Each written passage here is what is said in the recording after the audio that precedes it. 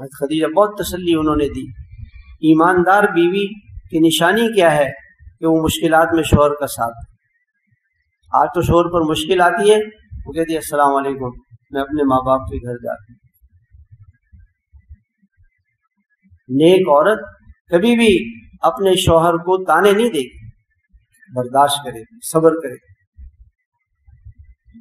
ایک اللہ والے تھے، وہ گھر آئے تو بیوی نے پوچھا کہ کچھ طبیعت خراب ہے، ایسا لگتا ہے کہ کوئی غم ہے، پریشانی ہے؟ بس انہوں نے کہا نہیں ایسا کوئی خاص مسئلہ نہیں، چھپانے کی کوشش کی، نہیں بتائیں۔ نیک بیوی نے شوہر کے غم کو ہلکا کرتی، پریشانی کو دور کرتی، نہ کہ اور پریشان کرے اس کو۔ تو کہا نہیں کوئی پریشانی تو ہے، چہرہ دیکھ کے اندازہ ہوگا۔ کہ یہ پریشانی ہے کہ مہینہ ختم ہونے والا ہے، ایک ہفتہ باقی ہے، مہینہ ختم ہو گیا، تنخواہ ملے گی ایک ہفتے کے بعد، اور خرچہ ختم ہو گیا، پیسے ختم ہو گئے، کیا کھائیں گے، کیسے گزارا کریں گے؟ بیوی نے کہا اس میں کیا بات ہے، کیا پریشانی کی بات؟ اگر ہمیں قرض لینا پڑے تو یہ بھی اللہ کی نبی کی سنت ہے۔